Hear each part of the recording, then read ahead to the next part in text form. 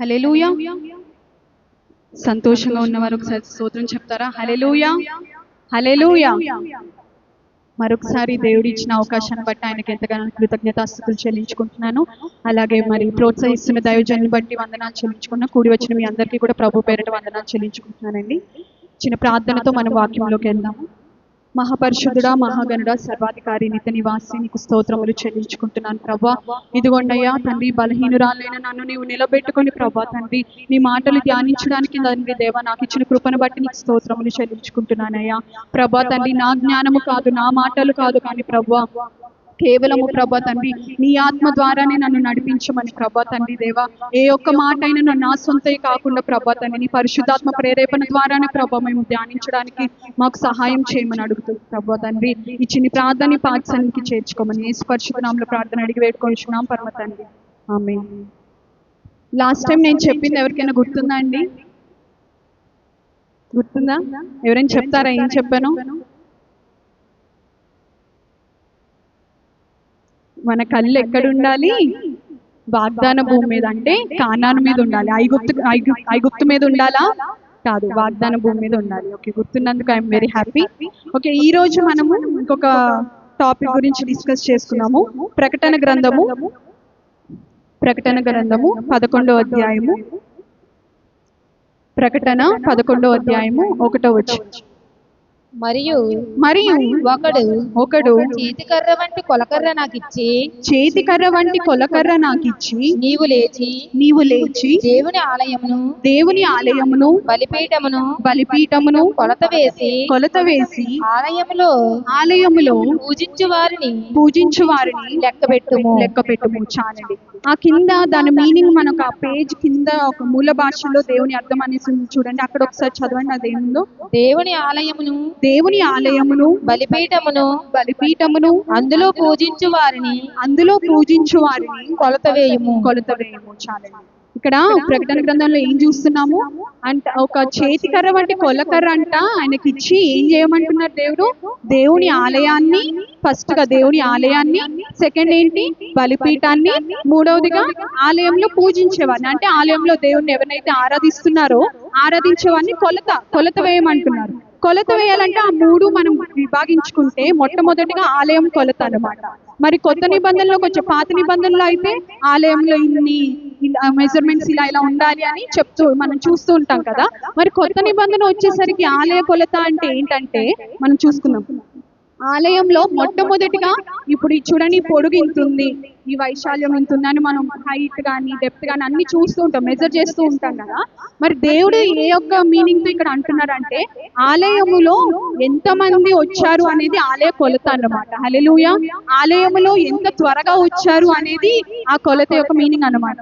మనం లూకా సువార్తలో మనకి జక్కయ్య గురించి చూస్తాం కదా. లూకా సువార్త 19వ అధ్యాయము, లూకా సువార్త 19వ అధ్యాయము 4వ వచనం.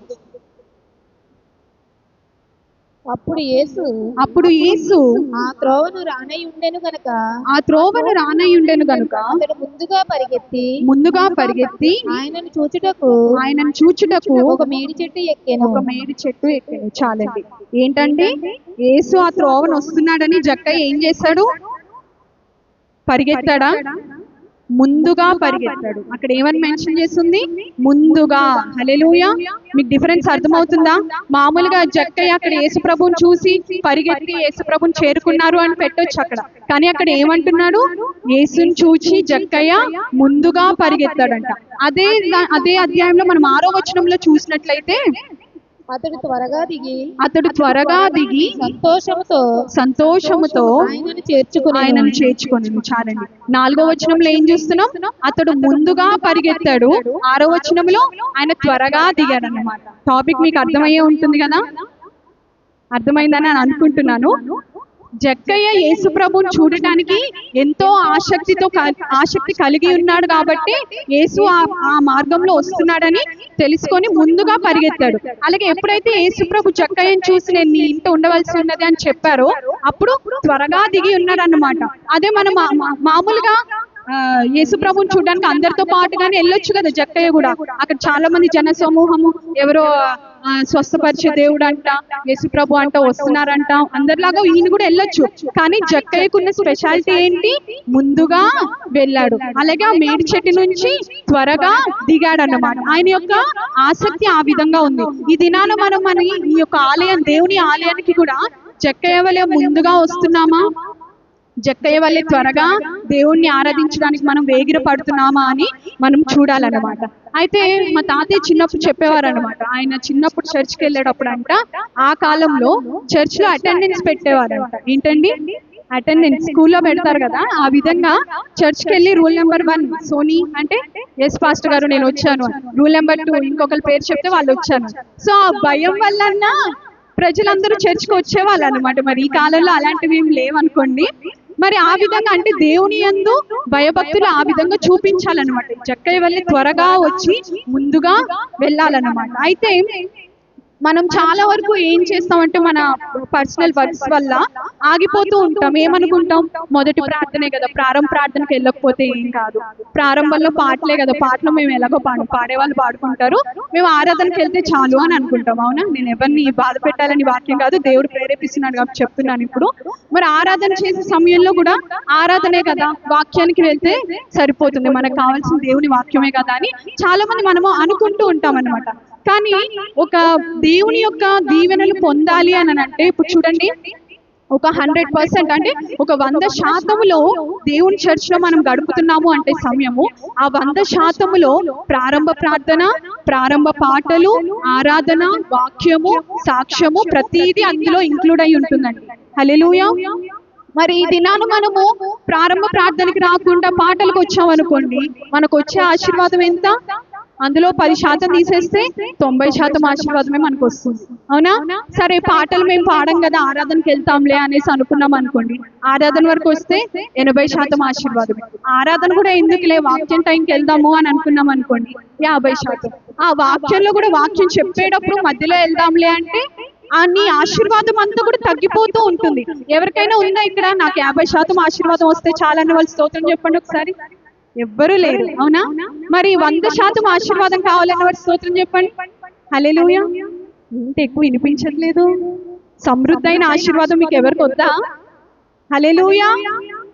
సో 100% ఆశీర్వాదం మనకు కావాలి, దేవుని యొక్క సమృద్ధి మేలును మనం అనుభవించాలి అంటే ప్రారంభం నుంచి ఆఖరి వరకు కూడా మనం ఉండాలి. ఆ పర్సంటేజ్ మనం చూడండి, ఒక పిల్లలు ఎగ్జామ్స్ రాశారు అనుకోండి, ఒక క్వశ్చన్ వదిలేస్తే అందులో ఒక 5 మార్క్స్, ఇంకొక blank fill in the blanks వదిలేస్తే అందులో ఒక 10 మార్క్స్, ఇలా మార్క్స్ కట్ అయిపోతూ ఉంటాయి.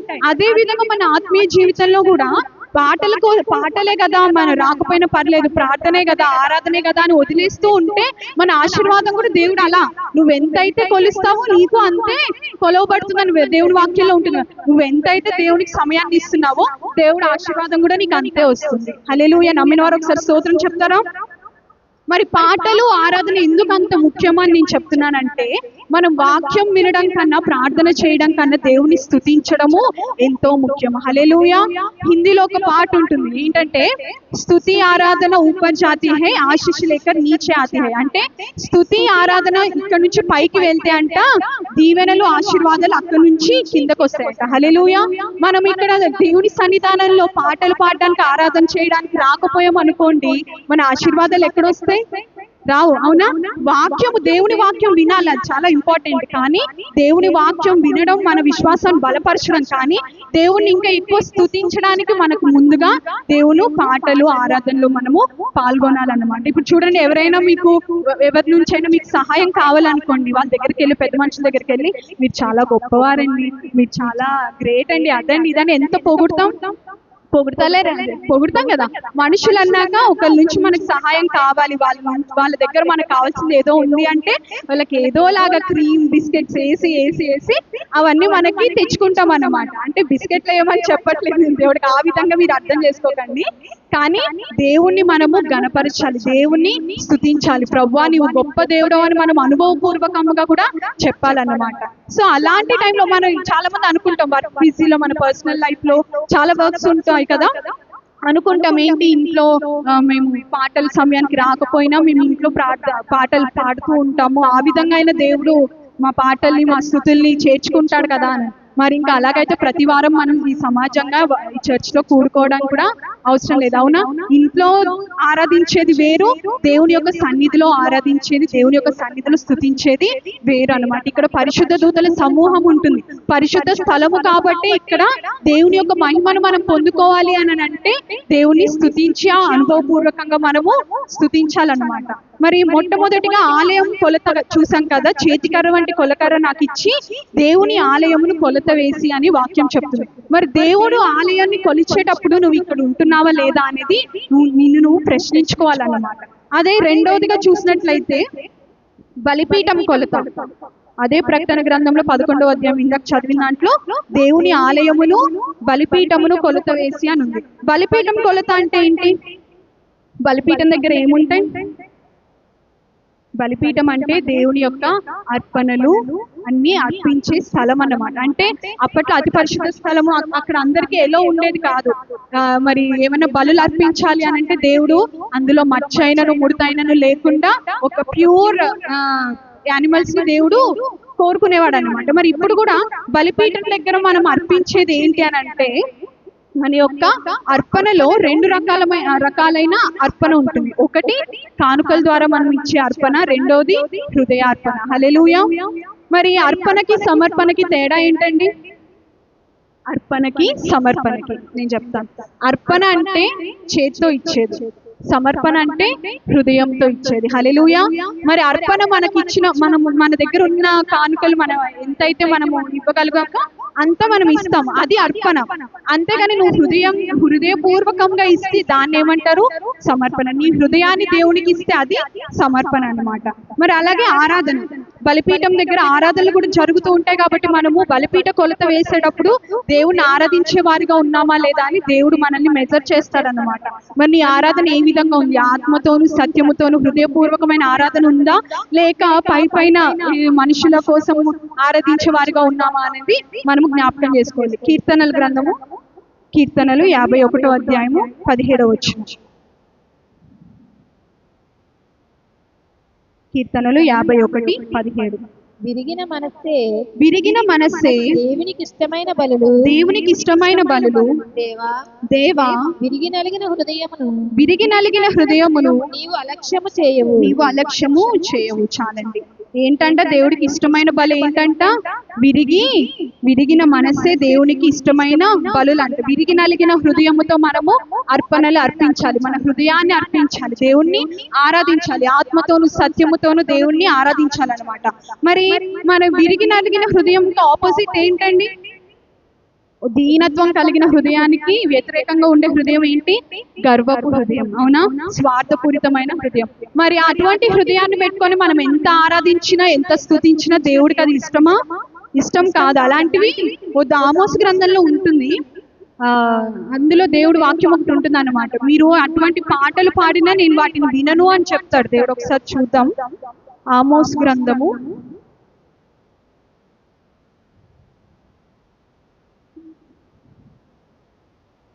నాకు అధ్యాయం సరిగా గుర్తులేదు. ఆమోస్ గ్రంథంలో 5వ అధ్యాయం 23-24.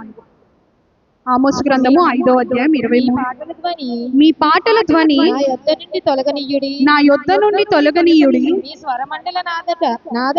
మీ స్వరమండలముల నాదము వినుట నాకు మనస్సు లేదు. నీళ్లు పారినట్లుగా న్యాయము జరగనీయుడి, గొప్ప ప్రవాహము వలె నీతిని ప్రవహింపనీయుడి. చాలండి. ఇక్కడ ఏం చెప్తున్నారు దేవుడు? మీరు గనక విరిగి నలిగిన మనసుతో దేవుణ్ణి ఆరాధించలేదు అనుకోండి, దేవుని స్తుతించలేదు, దేవుని ప్రార్థించలేదు అనుకోండి, ఏమంటున్నారు? మీ పాటల ధ్వని నా యొద్ద నుండి తొలగనీయుడి, మీ యొక్క స్వరమండలముల వాదం వినుట నాకు మనస్సు లేదు. దేవునికి ఇష్టం లేదంట. మన క్రియలు నీతిగా లేకుండా మనం ఎంత దేవుని స్తుతించినా ఎంత దేవుని ఆరాధించినా దేవుని యొక్క రియాక్షన్ ఇదే అన్నమాట. మీ పాటలు వినడానికి నాకు మనస్సు లేదు, నా నుంచి తొలగించండి, నీ యొక్క స్వరాన్ని నా నుంచి తొలగించండి అనేసి దేవుడు మాట్లాడుతున్నాడు. మరి దినాన బలిపీఠం కొలత అంటే మనం చూసినాం అర్పణ, ఆరాధన. మరి బలిపీఠం దగ్గర మీరు చేసే అర్పణ ఏ విధంగా ఉంది, ఆరాధన ఏ విధంగా ఉంది అనేది మనము జ్ఞాపకం ఉంచుకోవాలి. అదే యోహాను సువార్త 4వ అధ్యాయము 23-24 వచనం. యోహాను 4వ అధ్యాయము 23-24. అయితే యథార్థముగా ఆరాధించువారు ఆత్మతోను సత్యముతోను తండ్రిని ఆరాధించు కాలము వచ్చుచున్నది. అది ఇప్పుడును వచ్చే ఉన్నది. తన్ను ఆరాధించువారు అట్టివారే కావలెనని తండ్రి కోరుచున్నాడు. దేవుడు ఆత్మ గనుక ఆయనను ఆరాధించువారు ఆత్మతోను సత్యముతోను ఆరాధింపవలెను. ఇక్కడ ఏమంటున్నారు? యథార్థముగా ఆరాధించేవారు ఆత్మతోను సత్యముతోను తండ్రిని ఆరాధించే కాలం వస్తున్నదంట. దేవుడు చెప్తున్నాడు అటువంటి కాలం వస్తున్నది, వచ్చే ఉన్నది. ఆ కాలం వచ్చింది కానీ అటువంటి ఆరాధించే వారిని దేవుడు కోరుతున్నాడు. అంటే ఆరాధించే వారిగా మనము కూడా ఉండాలన్నమాట. అట్టి వారి దేవుడు దృష్టిస్తాడన్నమాట. దినవృత్తాంతాల్లో ఉంటుంది అనుకుంటా, విరిగి నలిగిన మనసుతో దేవుని వెదకువారు కలరేమో అని దేవుని దృష్టి లోకమందంతటా సంచరిస్తూ ఉన్నదన్నమాట. ఎవరైనా దేవుని వెతుకుతారేమో అనేసి దేవుడు పైనుంచి చూస్తూ ఉంటాడు. తిను నన్ను వెతుకుతుందా లేదా, ఆ సమయంలో ఆయన వెతుకుతుందా లేదా అని లోకమందంతటా సంచారం చేస్తూ ఉన్నాడు. అటువంటి వారిని దేవుడు కూడా దృష్టిస్తాడన్నమాట. అలాగే మూడవదిగా చూసినట్లయితే ప్రకటన గ్రంథం 11వ అధ్యాయము 1వ వచనంలో మొట్టమొదటిగా దేవుని ఆలయము, రెండవదిగా బలిపీఠము, మూడవదిగా ఆలయములో పూజించువారు. అంటే ఆలయములో ఆరాధించేవారు. ఎవరు ఆలయంలో ఆరాధించేవారు? ఇక్కడ నుంచి 4 పాటలు పాడతారు ఆలయం అని అంటారా? కాదు, ఆరాధించేవారు ప్రతి ఒక్కరు. ఈ యొక్క ప్రాంగణంలో ఉన్న ప్రతి బిడ్డ దేవుని పూజించేవారు, దేవుణ్ణి ఆరాధించేవారే అన్నమాట. మరి దేవుని ఆరాధించే వారిని కూడా దేవుడు కొలత వేస్తున్నాడంట. ప్రతిదీ కొలత వేస్తున్నాడండి. మొట్టమొదటిగా చూస్తే ఆలయాన్ని కొలత వేశాడు. అంటే ఎంత త్వరగా నువ్వు ఆలయానికి వస్తున్నావు. దేవుడు ఇక్కడ స్టార్టింగ్ లో మనందరికన్నా ముందుగా వచ్చేది ఎవరు తెలుసా? పాస్టర్ గారు కాదండి. మొట్టమొదటిగా ఈ యొక్క ప్రాంగణంలోకి అడుగు పెట్టేది ఎవరు? దేవుడు. ఆ చర్చ్ టైం, మరి ఈ టైంకి అయితే ఆ టైంకి దేవుడు ఇక్కడికి వచ్చి చూస్తూ ఉంటారన్నమాట. ఎవరెవరు వచ్చారు, ఎంతమంది వచ్చారు, ఎంత త్వరగా వచ్చారు అని. మరి జక్కయ్య వేగిరముగా త్వరగా చెట్టు దిగి ముందుగా పరిగెత్తి అని మనం చూసినట్లయితే మనము కూడా అదే విధంగా ముందుగా ఆలయానికి రావాలన్నమాట. మరి నా చిన్నప్పటి నుంచి నేను ఒకటి మైండ్ లో పెట్టుకునేదాన్ని. అది చాలా ఫన్నీ ఉంటది, కానీ నాకు అదే ఇప్పటికీ నా మైండ్ లో ఉంటది అన్నమాట. చర్చ్ లో ఎవరన్నా తర్వాత నేను వచ్చినట్లయితే నా ఆశీర్వాదం వాళ్ళు తీసుకెళ్ళిపోతున్నట్టు నేను ఫీల్ అయిపోయేదాన్ని. అర్థమవుతుందండి? చర్చ్ లో నేనే ముందు ఉండాలి. నేను కూడా లేట్ అవుతాను, నేనేం తొందరగా వచ్చేస్తానని చెప్పట్లేదు, కానీ దేవుని వాక్యం అందుకే ఉంది. ప్రతి ఒక్కరిని అది ఏంటి అద్దము వలె దేవుని వాక్యం మనల్ని శోధిస్తుంది అన్నమాట. ఇప్పుడు నేను చెప్తున్నాను, నేనేదో పర్ఫెక్ట్ గా టైమింగ్ వచ్చేస్తున్నానని కాదు, కానీ ప్రతి ఒక్కరము కూడా నేను అలా ఫీల్ అయ్యేదాన్ని. నాకన్నా ముందు చర్చ్ లో ఎవరైనా ఉన్నారంటే మొట్టమొదటి ఆశీర్వాదం వాళ్ళకి వెళ్ళిపోయింది. మిగిలిన ఆశీర్వాదం ఏదో నాకు వస్తుందేమో అన్న భ్రమలో అంటే అదే ఫీలింగ్ నాకు ఇప్పటికీ కంటిన్యూ అవుతుంది అన్నమాట. మరి మూడవదిగా చూసినట్లయితే మన టాపిక్ లో దేవుణ్ణి పూజించేవారు, అంటే దేవుణ్ణి ఆరాధించేవారిని దేవుడు కొలత వేస్తున్నాడు అన్నమాట. మరి ఇర్మియా గ్రంథము 17వ అధ్యాయము, ఇర్మియా గ్రంథం 17వ అధ్యాయము 10వ వచనం.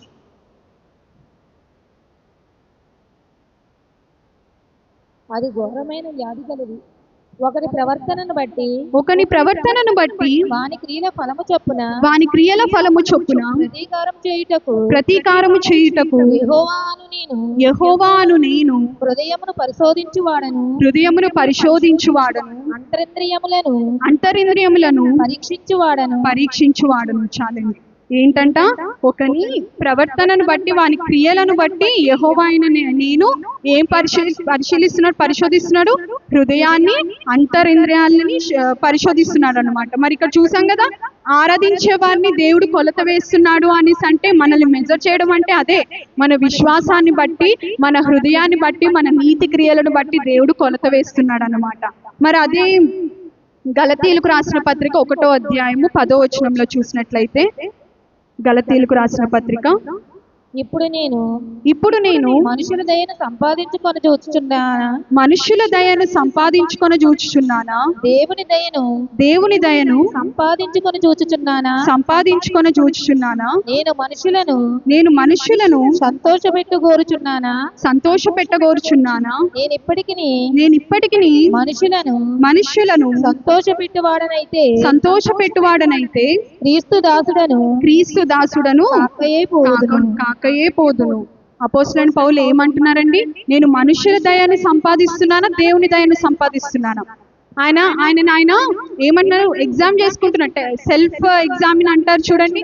మనల్ని మనం ఒకసారి ఏదైనా ఇంటర్వ్యూకి వెళ్ళాలి అని అంటే మనలో మనం ప్రిపేర్ అవుతూ ఉంటాం. అవునా, ఈ క్వశ్చన్కి ఇది, ఈ క్వశ్చన్కి ఇది అని మనలో మనం అన్ని క్వశ్చన్ చేసుకొని అంత పర్ఫెక్ట్ గా ఉంది అంటే అప్పుడు మనం కాన్ఫిడెంట్ గా ఉంటాం. మరి ఆ పౌలు కూడా అలానే అంటుంది, నా విశ్వాసం కానీ నా ఆత్మీయ జీవితం కానీ ఏ విధంగా ఉంది? మనుషుల దయను నేను సంపాదించుకొనుచున్నానా, దేవుణ్ణి దయను సంపాదించుకున్నా? మనుషుల్ని సంతోష పెడుతున్నానా లేక దేవుని సంతోష పెడుతున్నానా అని ప్రశ్నించుకుంటున్నాడు అనమాట. మరి దేవుని ఆరాధించే వాళ్ళని కొలత వేయడం అని మనం చూసాం కదా ప్రకటన గ్రంథంలో. ఇదే దినాన మనం కూడా పరీక్షించుకోవాలి. దేవుని కోసం పాడుతున్నానా, మనుషుల కోసం పాడుతున్నా? దేవుని కోసం ఆరాధిస్తున్నానా, మనుషుల కోసం ఆరాధిస్తున్నాను? దేవుని కోసం ప్రార్థిస్తున్నానా, మనుషుల కోసం ప్రార్థిస్తున్నా? ప్రతిదీ అండి దేవునికి తప్ప వేరే ఏ ప్రయారిటీ మనకి ఉండకూడదు. హల్లెలూయా. ఎందుకంటే మనుషుల కోసం నువ్వు సంపాదించినట్లయితే, మనుషుల దయను సంపాదించుకున్నట్లయితే నువ్వు నీ జీవితకాలం వాళ్ళని సంతోషపెట్టినా వాళ్ళు సాటిస్ఫై అవ్వరు. నమ్ముతున్నారా? ఎందుకంటే మనిషి జీవితమే అది. నువ్వెంత చేసినా కానీ వాళ్ళు ఇంకా ఎక్కడో కొదువతోనే ఉంటారన్నమాట. కానీ దేవునికి నువ్వు మొట్టమొదటి స్థానం ఇచ్చి దేవుని సంతోషపెట్టినట్లయితే, నీ హృదయాన్ని సమస్తము ఆయనకు అర్పించినట్లయితే దేవుని యొక్క దయను నీవు పొందుకుంటావు. మనుషుల దయ మనకేం చేయదండి.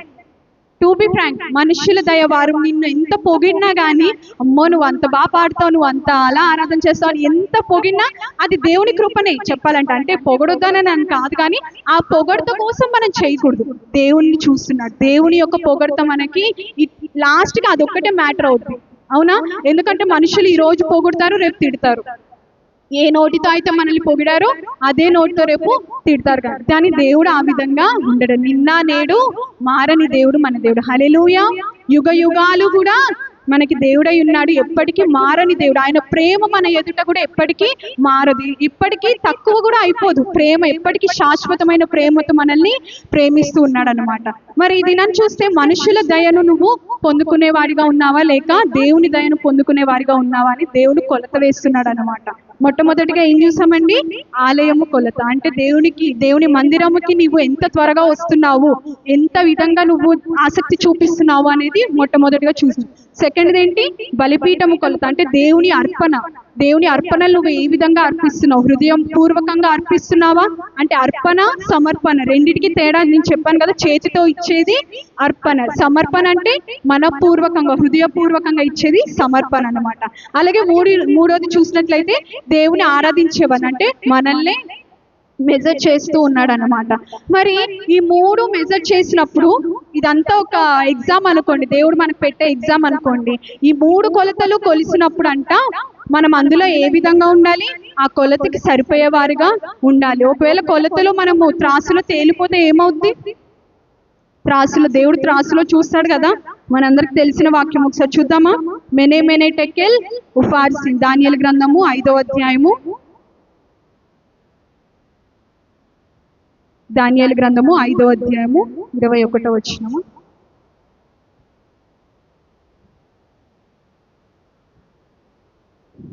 కావున 27వ వచనం.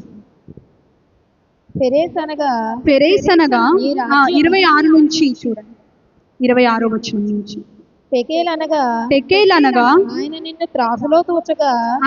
త్రాసులో తూచగా నీవు తక్కువగా కనబడితివి. ఫెరేస్ అనగా నీ రాజ్యము నీ యొద్ద నుండి విభాగింపబడి మాదీయులకును పారసీకులకును ఇవ్వబడు. చాలండి. బెల్షెజరు రాజుకి ఇది చేవ్రాతతో కనిపిస్తుంది కదా. నెబుకద్నెజర్ తర్వాత రాజు ఎవరండి? బెల్షెజరు. సో ఆయన దేవునికి వ్యతిరేకమైన కార్యాలు చేశాడు. దేవుని ఆలయంలో ఉపకరణములన్నీ తీసుకొని ఆయన సొంత పనులకి, మద్యపానాలకి, విందులకి ఉపయోగించుకున్నాడు. దేవుడు అది సహించలేదన్నమాట. దేవుడు రోషము గల దేవుడు, అవునా? మరి దేవుని యొక్క పనులన్నీ కూడా వేరే వాటికి ఉపయోగిస్తూ ఉంటే దేవుడికి కోపం వచ్చిందనమాట. చేవ్రాతతో ఏం చూపిస్తారు?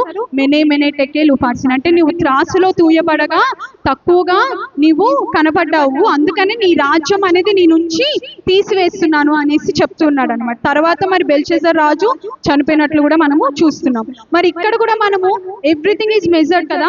మరి ప్రకటన గ్రంథంలో కూడా దేవుడు కొలత వేస్తున్నాడు మనల్ని. ఆలయము కొలత, బలిపీఠం కొలత, మనం పూజించేవారు అంటే ఆరాధించేవారిని కొలత వేసినప్పుడు ఈ కొలత 3 కొలతల్లో కూడా మనము ఆ త్రాసులో ఏమైపోకూడదు, తేలిపోకూడదు. ఆ కొలతకి దేవుడు ఏ విధంగా అయితే ఎక్స్పెక్ట్ చేస్తున్నాడో అంత విధమైన కొలతతో మనము ఉండాలని దేవుడు ఈ దినాన మనతో మాట్లాడుతున్నాడండి.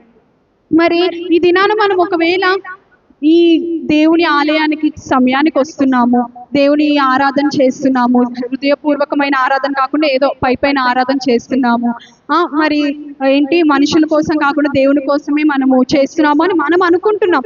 కానీ అది దేవుడు పరిశీలించినప్పుడు అంట ఆ త్రాసులో తూయబడినప్పుడు నువ్వు ఏమైపోతావు? తక్కువగా అయిపోతావు. ఇప్పుడు చూడండి, ఏదైనా మనకు మెజర్మెంట్ కావాలనుకోండి, ఇప్పుడు పలానా ఈ టేబుల్ అంతా ఏమంటారు, ఒక తాడు నాకు కావాలనుకోండి, ఎగ్జాక్ట్ గా ఈ మెజర్మెంట్స్ ఎన్ని సెంటీమీటర్స్ ఎన్ని మీటర్స్ ఉందో దీన్ని తీసుకెళ్ళి ఒక షాప్ లో చూస్తాం, ఇన్ని మీటర్స్ నాకు కావాలి అనేసి. ఒక 10 మీటర్స్ కావాలనుకోండి, 10 మీటర్స్ కాకుండా ఒక 9 మీటర్సే ఉంది, 9 మీటర్స్ మనం తీసుకొస్తామా? మనకు 10 మీటర్లు కావాలండి, అక్కడ ఉన్న 9 మీటర్లే. 9 మీటర్లు మనం తీసుకొచ్చి యూజ్ చేసుకుంటామా? ఎందుకు యూజ్ చేసుకోం? తక్కువైపోయింది, సరిపోదు అది. మరి దినాన్ని దేవుడు కూడా అలానే అంటున్నా. దేవుడు ఎక్స్పెక్ట్ చేసిన మెజర్మెంట్ మనం దాన్ని రీచ్ అవ్వలేదు అనుకోండి, దేవుడు కూడా అదే అంటున్నా, త్రాసులో నువ్వు తేలిపోతావు. అప్పుడు బెల్షెజర్ రాజుకి ఏమైంది? రాజ్యాన్ని తీసివేయబడింది. మరి దినాన మన యొక్క జీవితంలో కూడా అదే విధంగా మన యొక్క ఆత్మీయ జీవితంలో ఏంటి, ఈ యొక్క శారీరక జీవితంలో ఏంటి, దేవుడికి తగినట్లుగా మనం జీవించకపోయినట్లయితే ఆ యొక్క త్రాసులో మనం కూడా ఏమవుతాము? తేలిపోతాం. తేలిపోయినప్పుడు దేవుడు ఇంకా మనల్ని పట్టించుకోడు అన్నమాట, అవునా? మరి వాక్యం మీకు అర్థమైందని నేను అనుకుంటున్నాను. మొట్టమొదటిగా మరొకసారి చూసుకుందాం. మొట్టమొదటిగా ఏం కొలత? ఆలయం కొలత. రెండవది బలిపీఠం కొలత. మూడవది ఆరాధించే వారి కొలత. మరి 3 కొలతల్లో కూడా జీవం గల ప్రభు సంఘము ఎక్కువ అయిపోవాలి కానీ తక్కువ అవ్వకూడదు. అర్థమైందండి? హల్లెలూయా. నమ్మట్లేదా? స్తోత్రం అన్న చెప్పండి, ఆమేనన్న చెప్పండి. జీవం గల ప్రభు సంఘం ఈ 3 కొలతల్లో సమృద్ధి పొందాలి. హల్లెలూయా, ఆమేన్. మరి వాక్యము మీకు అర్థమైందని అనుకుంటున్నాను. ప్రతి ఒక్కరు వాక్యాన్ని ధ్యానించి మరి హృదయంలో ఉంచుకొని వాక్యానుసారంగా నడుచుకొని దేవుని నామాన్ని గణపరుద్దాం. ఇచ్చిన వాక్యం దేవుడు దీవించిన వాక్యం.